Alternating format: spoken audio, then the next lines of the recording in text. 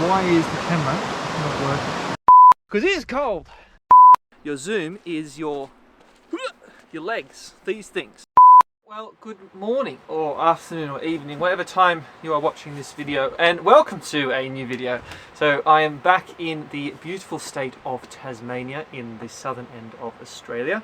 Little island at the end of the world, and I thought today I'm going to go on a walk. I'm going to take you on a walk, and I'll be doing some landscape photography with my Sony 20mm G lens. Now, I'm normally a zooms guy. I've never been much of a primes guy, but I thought, you know, change it up because this lens is known to be incredibly sharp. And I guess the great thing about this paired with the A7 IV is that you have a 14 megapixel crop mode. So not that that's the reason I bought this lens, because that would be weird. We'll just get a 30mm, but it is there, which does make it a little bit more versatile than just a straight 20mm f1.8. So we're going to be heading out. I will be recording on the GoPro because I think I need a new camera bag. You know, last time I blamed the carry-on, but I don't think it's the carry-on. I think it's the camera bag. So I don't know. We'll see.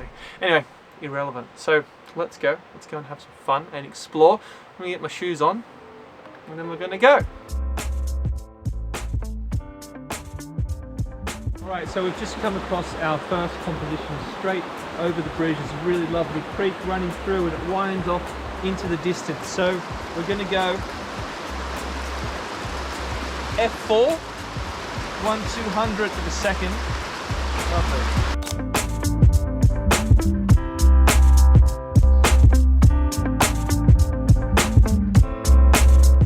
Okay, so we're just walking up to the waterfall. I'm sure you can hear the river just there behind me, but there is this beautiful line of fir trees just leading up to the mountain. There's a little bit of rain that's set in, which is, you know, it's why you come out in the rain, is to get these moody, dramatic shots with the contrast of the foreground and the background. So we're going to see if 20mm will do it.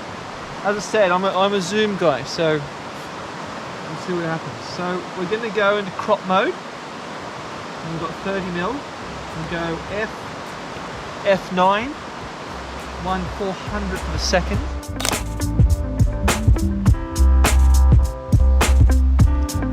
Stunning. Probably could have used a little bit more reach, but stunning overall.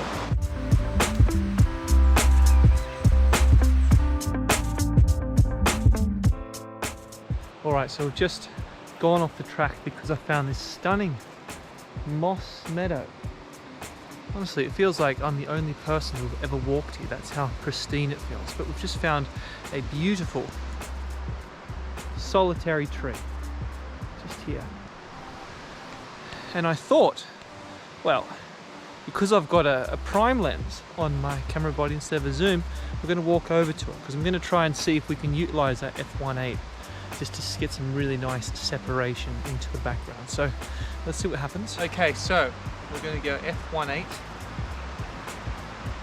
1/400th of a second. This is what the result should be.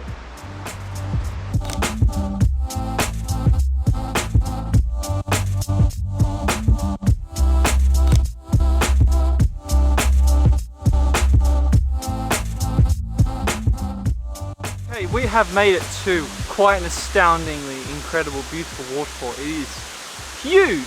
Absolutely huge. So we're gonna walk around here, get a few different angles. I'm so glad I've got the 20mm lens on now. Back in the field, I was a little bit skeptical, not gonna lie, a little bit skeptical, but now that I've seen the size of this thing, I'm so glad I got it. So let's go. I'm gonna show you. Oh, it's incredible. Plus f1.8, God, that looks good, doesn't it? Yeah, anyway, recommend this lens. Let's go and have a look.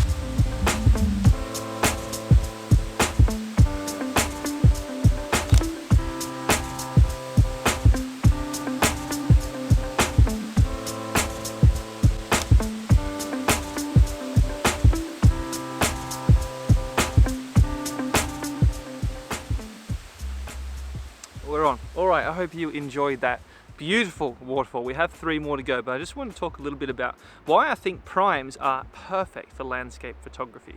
Now, I am a zoom guy. I love zooms. If you've seen any of the reviews on my channel, you know that I love zooms. And coincidentally, they're all Tamron. So like, if Tamron ever watches a video like in the future when I have more subscribers, you know who your boy is, because I've been with you since the start. Anyway, primes are an excellent tool when you are out in a field such as this, because, for example, there's a beautiful tree over there in the distance. Now with a zoom, zoom in, take the picture, continue on with your day. But with the prime, your zoom is your legs, these things that connect to your body. So with that, I have to walk over to get the zoom effect.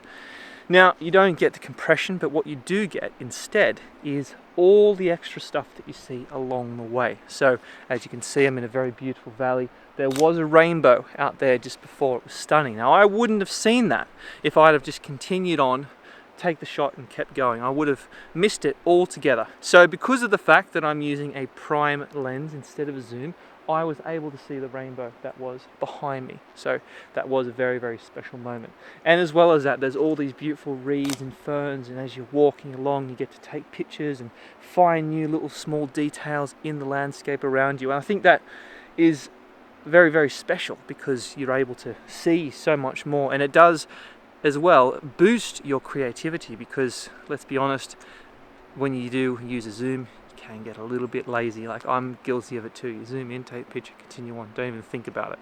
But this has been a great tool for a creativity boost. So I do encourage you, if you are someone who loves zooms like I am, to try a prime one day. Whatever prime you got, doesn't have to be a 20mm f1.8G, it can be anything. Nifty 50, see what it's like at landscape mode.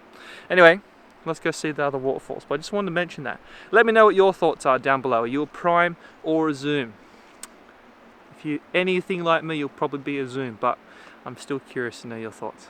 Let's go. Well, good morning. So this is a new day, hence the change of scenery very quickly with no explanation. But it was solstice yesterday, winter solstice, which means that the sun disappeared very quickly when I was up on that mountain. So I figured today we'll go and see one other fall, because the other two are closed for maintenance work, which is a bit annoying. But then we're going to go up to the very, very top of the mountain, and we'll see how this lens performs up there in a very wide open space, and just how much or how little you can fit in. So yeah, let's go.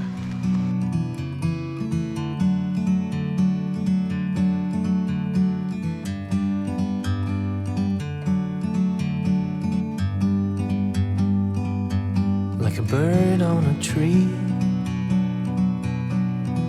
I'm just sitting here. I got time, it's clear to see. From up here, the world seems small. We can sit together. It's so beautiful. All right, we have just pulled up at this beautiful area, very, very top of a mountain.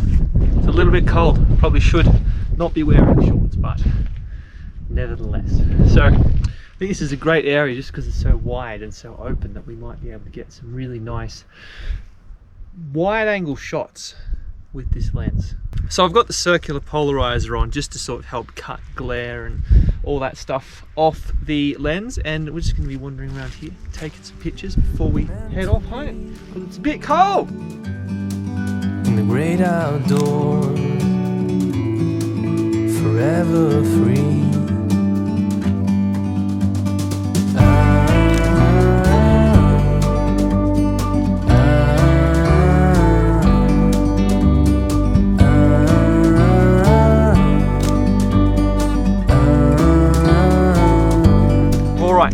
Come to the end of the video. I hope that you can, see me, and apologies for the lack of story in this one. It's not normally how my videos go, but this whole trip has been very like jumpy here, there, and everywhere, and it's been a bit hard to tell a narrative. But I hope that the landscape sort of makes up for that in some way, shape, or form.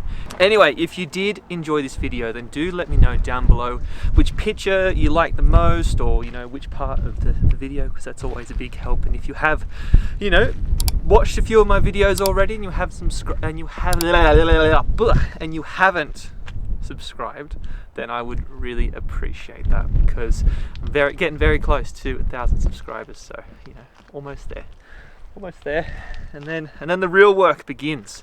So until then, I am freezing, so I'm gonna jump back in the van, warm up. Have a great day wherever you're watching this in the world, and I will see you in the next one. Woo!